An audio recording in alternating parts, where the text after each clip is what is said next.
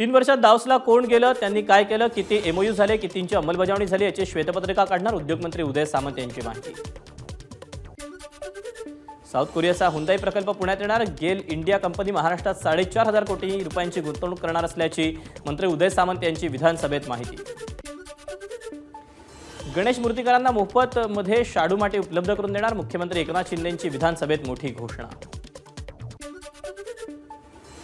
ज्येष्ठ नागरिकांसाठी मुख्यमंत्री तीर्थदर्शन योजना सुरू करणार, सर्व धर्मातील ज्येष्ठ नागरिकांचा विचार करून योजना सुरू करण्याचा मुख्यमंत्र्यांचा निर्णय।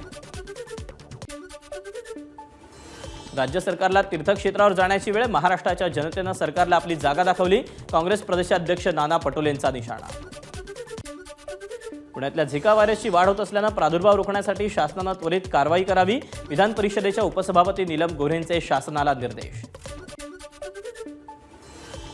विधानभवनाच्या पायऱ्यांवर विरोधकांचं आंदोलन, तिजोरीत खळखळाट आणि थापांचा सुळसुळाट, कालच्या अर्थसंकल्पातील घोषणांवरून विरोधकांची घोषणाबाजी।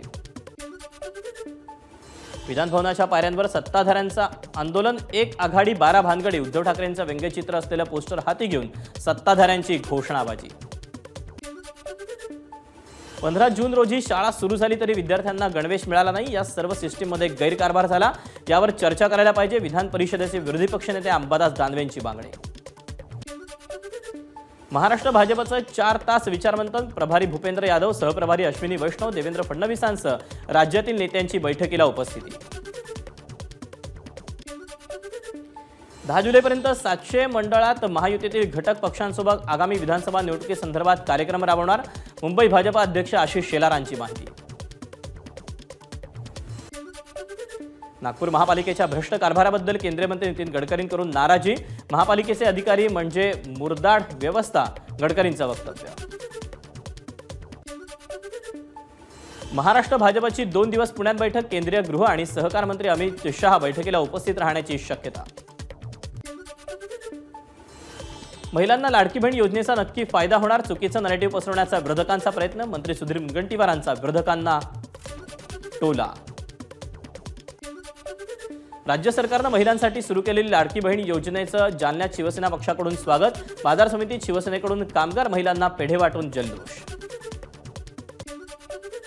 अर्थसंकल्पात महिलांना दरमहा 1500 रुपये देण्याची घोषणा, या पार्श्वभूमीवर भाजपच्या महिला आघाडीकडून जळगावमध्ये जल्लोष।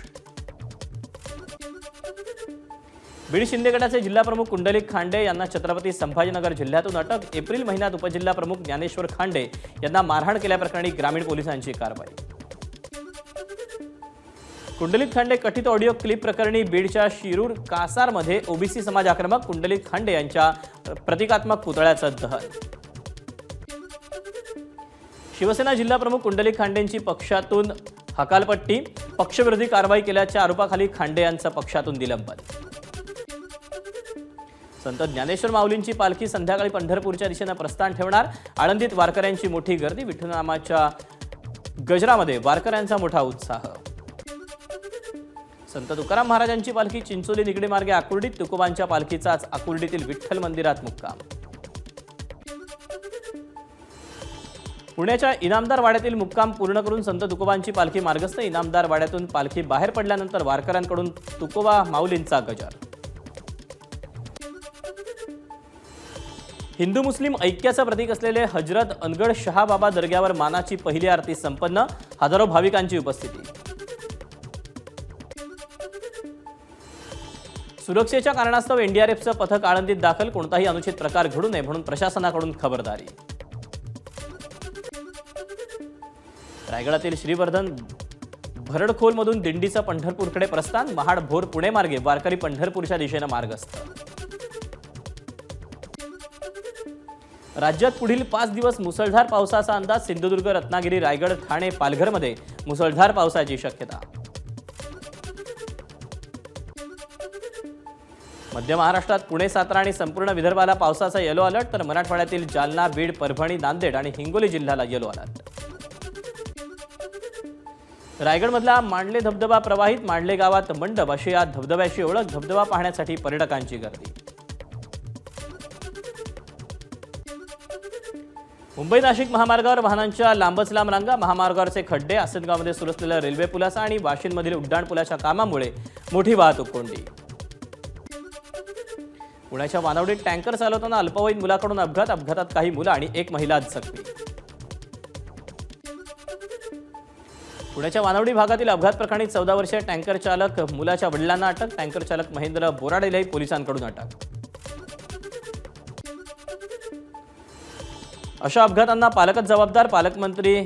पालकांनी या सगळ्याची जबाबदारी आणि काळजी घेणं गरजेचं. पुण्यातील वानवडी अपघातावर रवींद्र धंगेकरांची प्रतिक्रिया.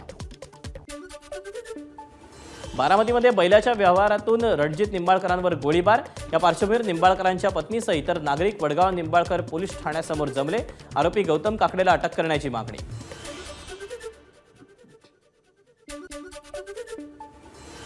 भिवंडीत नारपोली गावात घराची भिंत आणि छत कोसळून एकाचा मृत्यू. नारपोली पोलीस ठाण्यात अकस्मात मृत्यूची नोंद. एनटीएकडून 3 महत्त्वाच्या परीक्षांच्या नव्या तारखा जाहीर. अनियमिततेच्या आरोपांवरून वादात सापडलेल्या यूजीसीनं नेट परीक्षा आता 21 ऑगस्ट ते 4 सप्टेंबर दरम्यान घेण्याचं ठरवलं. पुणे विमानतळाचं नवं टर्मिनल लवकरच खुलं होणार. टर्मिनलच्या सुरक्षेसाठी आवश्यक असणाऱ्या सीआयएसएफच्या मनुष्यबळाची केंद्रीय गृह विभागाकडून पूर्तता झाल्याची केंद्रीय राज्यमंत्री मुरलीधर मोहोळ यांची माहिती. जळगावच्या मुक्ताईनगरमध्ये कुऱ्हा प्राथमिक आरोग्य केंद्राच्या स्लॅबचा काही भाग कोसळला. घटनेत कोणतीही जीवितहानी नाही, मात्र उपचार घेण्यासाठी आलेल्या 2 रुग्णांना किरकोळ दुखापत. मुंबईतील कॅफे म्हैसूर हॉटेल मालकाची 25 लाखांची फसवणूक करणाऱ्या 2 आरोपींना दिल्लीतून अटक. सॅन पोलिसांची कारवाई. अहमदनगरमध्ये माजी आमदाराकडे 1 कोटी रुपयांची खंडणी मागितल्याचा धक्कादायक प्रकार. अश्लील व्हिडिओ क्लिप व्हायरल करण्याची धमकी देऊन खंडणी मागितली. समृद्धी महामार्गावर प्रवाशांना लुटणारी टोळी पोलिसांच्या ताब्यात. मध्य प्रदेशातील 3 अट्टल चोरांसह 9 जणांना ताब्यात घेण्यात आलं. परभणीच्या जिंतूर येल्लरी रस्त्यावर खड्ड्यांमुळे नागरिक त्रस्त. संतप्त नागरिकांनी केली खड्ड्याची पूजा. भिवंडीच्या कल्याण नाका ते धामणकर नाक्यादरम्यान खड्ड्यांमुळे प्रचंड वाहतूक कोंडी. वाहतूक सुरळीत करण्यासाठी वाहतूक पोलिसांनी खड्डे बुजवले.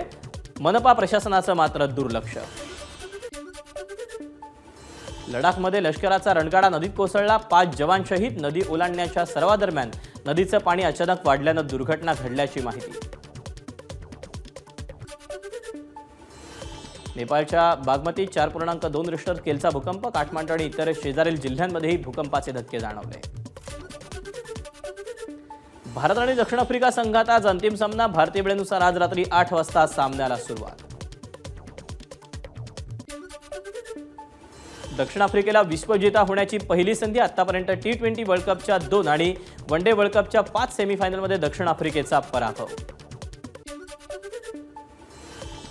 T20 क्रिकेटचा इतिहास पाहता आजच्या सामन्यात भारताचं पारडं जड. भारत दक्षिण आफ्रिकेत आतापर्यंत झालेल्या 25 सामन्यांमध्ये 14 वेळा भारताचा तर 11 वेळा आफ्रिकेचा विजय.